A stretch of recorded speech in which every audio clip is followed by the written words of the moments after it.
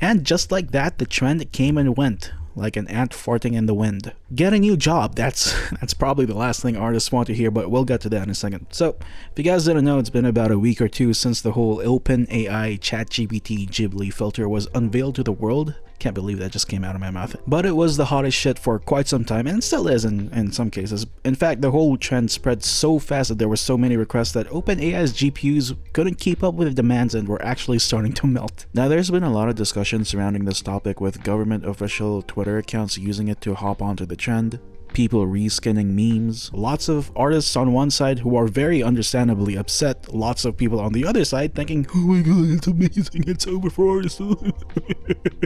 From people Ghiblifying their profile pictures, artists like BBno's, is that how you say his name? BBno Money? Okay, anyway, he made a stand siding with the artist, saying that commissioning artists is a lot better than generating whatever slop is being generated out there. All the AI artists in my DMs complaining about the post that I made yesterday, go fuck yourself. Learn to draw.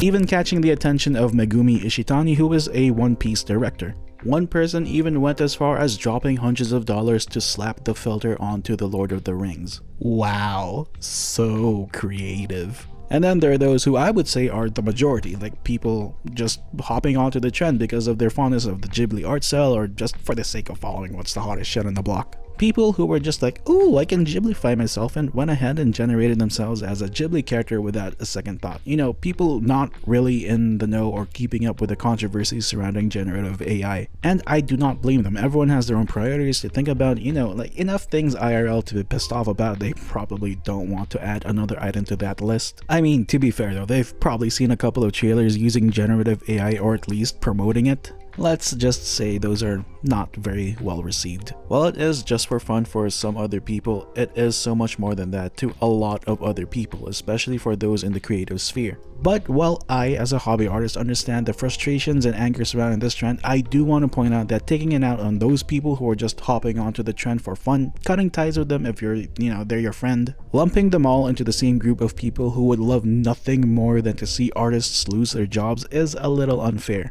And the same goes for the people who are in the tech sphere. Despite what others online would have you believe, there are people working in the tech industry who empathize with what's going on with artists and the arts and entertainment field in general. That being said, I think we should be more forgiving towards these people because, you know, the only crime they did was they thought, oh, I can Ghiblify my profile picture, why not? Now, if you guys don't know who Hayao Miyazaki is, he's one of the more prolific figures in the animation industry, who's basically the mastermind behind Studio Ghibli and is known for hand-drawn animated films like My Neighbor Totoro, Spirited Away, Howl's Moving Castle, and Princess Mononoke, to name a few.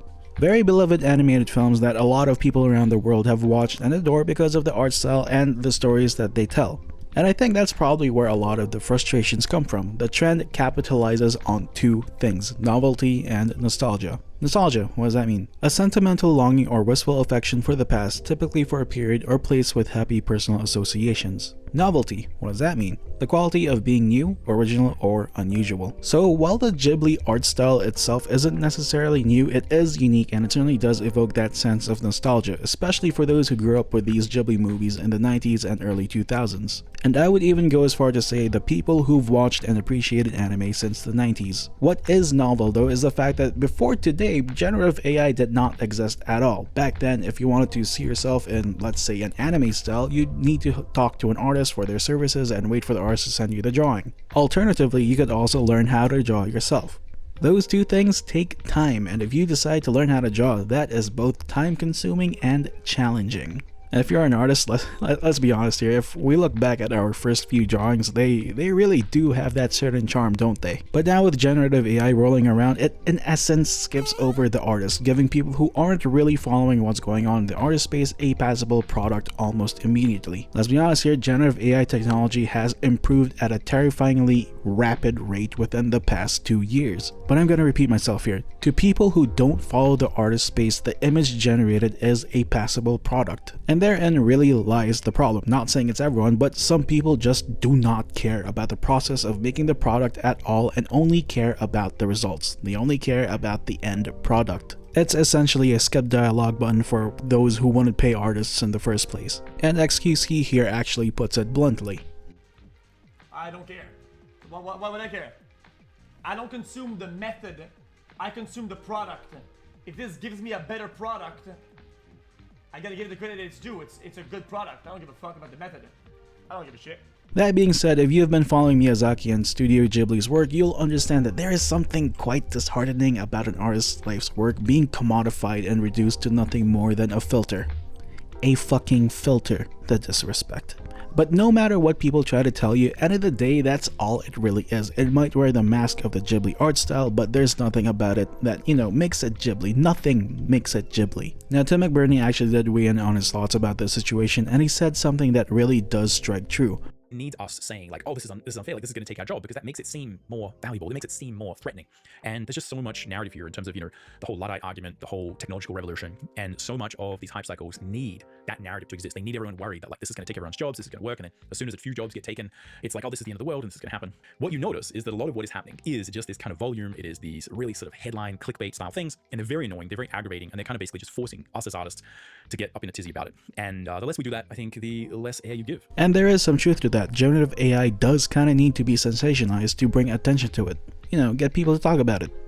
Marketing 101. Knowledge. And that's how this trend even took off in the first place. Using the Ghibli name, amplified even more by the Ghiblified Lord of the Rings trailer, even more so with the established and well-known memes. Now, some people keep saying that this technology is nothing more than a tool, but the way it's being used right now by some companies, it's being used in a way to essentially replace artists. And there have been some cases in the past, most recent being the Ark Survival just goddamn it, just thinking about it just pisses me off. The Ark Aquatica DLC trailer, it was generated entirely by AI. If you haven't seen it already, bless your soul. I'll spare you the atrocity, but if you want to look it up, I won't stop you. And not to be the proverbial dead horse here, but that trailer is exactly what artists have been worried about over the past couple of years. Right now, a handful of companies aren't using this as a tool to amplify artists' workflow. It's being used to replace entire teams, and artists are the only ones being affected by generative AI. Translators, voice actors, musicians, even with coding, it's slowly creeping its way in. Here's a comment from a programmer from my previous video. AI is a tool, but it isn't being used properly by 99% of companies and people. The AI is prompted to do something and gives you a result. It's being used by a person who knows how to ask questions, not by a skilled user. Being a developer, I have learned to ask AI questions better than most, but that isn't making me a better programmer. AI is a collation tool, but everyone is acting like a do-it-for-me tool. This is using AI to replace people, not aid people. The art isn't being made by a person, it's being made by a machine. But with that being said, some people are telling artists to just get a new job.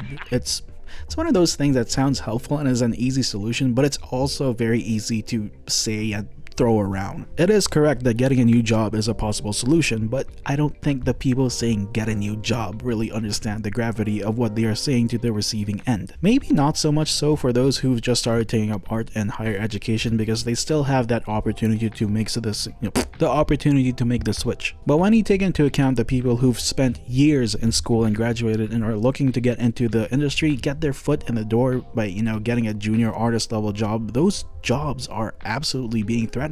And they'll have even less luck if they want to try their luck online, because, well, spaces online are already being overrun by generative AI. Just look at sites like Etsy, Pinterest, hell, even on YouTube, I've seen some AI generated channels being recommended on my feed. Like, what the fuck, dude? But these are people at their wits' end. I would assume that they don't really have a direction to go with with all that's going on. If they can even afford rent due to lack of opportunities, maybe they're already in debt from student loans, maybe they can't even afford going through another 4 years of education. Now, the smarter ones would have, worked a part-time while they were studying, building up that resume. And those people are the ones who I would say have a bit of an edge when looking for a new job. And ultimately, I'm not gonna say it's going to be okay, you'll make it, you'll be fine, because I do not know that for a fact. Here's what I will say though, as both a person who likes to consume art in its many forms, excluding generated shit, okay, that shit's not art, get that shit away from me, and as a hobby artist, now is the time to course correct. Course correcting can take many forms, and yes, that includes finding a new job and putting art to the side in order to sustain yourself. Course correcting can also mean finding new avenues to find success in the creative industry.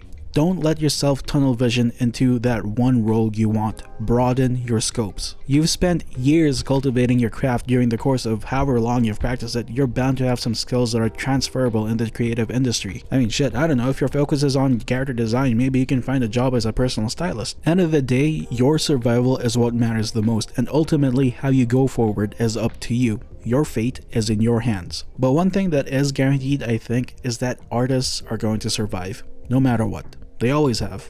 And I think there's going to be a split in how companies are going to operate, with some absolutely rejecting the use of generative AI and some going all in. The landscape is absolutely changing for artists, but I'm not going to fearmonger here and say that all the artists are cooked. Honestly, fuck anyone who says that.